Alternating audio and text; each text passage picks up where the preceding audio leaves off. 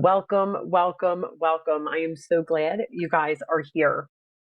Let's take a breath together for a moment. Wherever you are and whatever kind of day you've had, we're just going to let it land here and leave it at the door.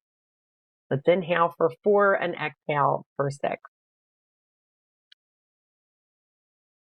And let it go nice and slow.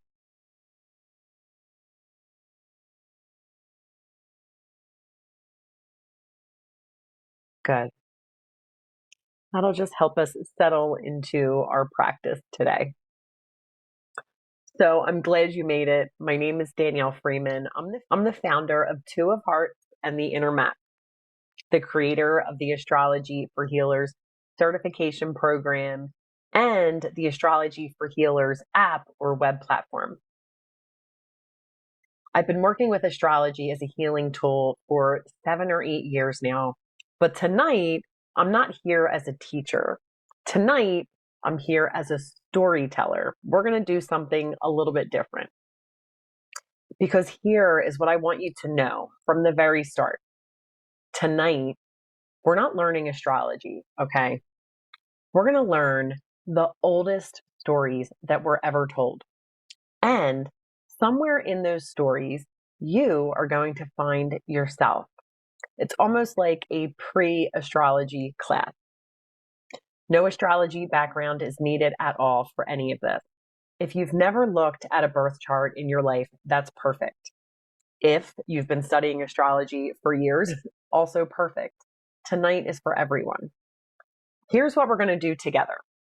We're going to meet the 10 planetary gods and goddesses. We're going to hear their myths, their wounds, their gifts. And then I'm going to invite you to write your own story, write a hero's journey, where you are the hero and the planets are your cast of characters. I have a workbook that goes with this class. You'll find it in your class materials.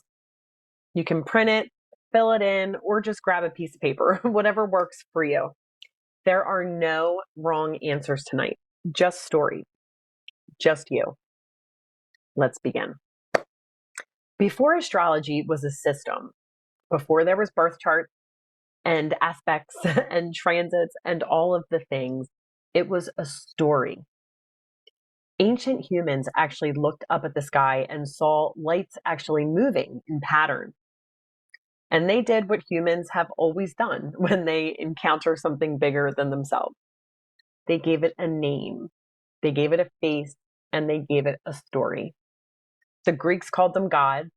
The Romans gave us names that we still use today, like Mars, Venus, Saturn, Jupiter, Mercury. But the Mesopotamians had their version. The Egyptians had their version. Every ancient culture looked at the same sky and told a similar story. Because the forces those stories were mapping weren't found out there, right? They were found in here.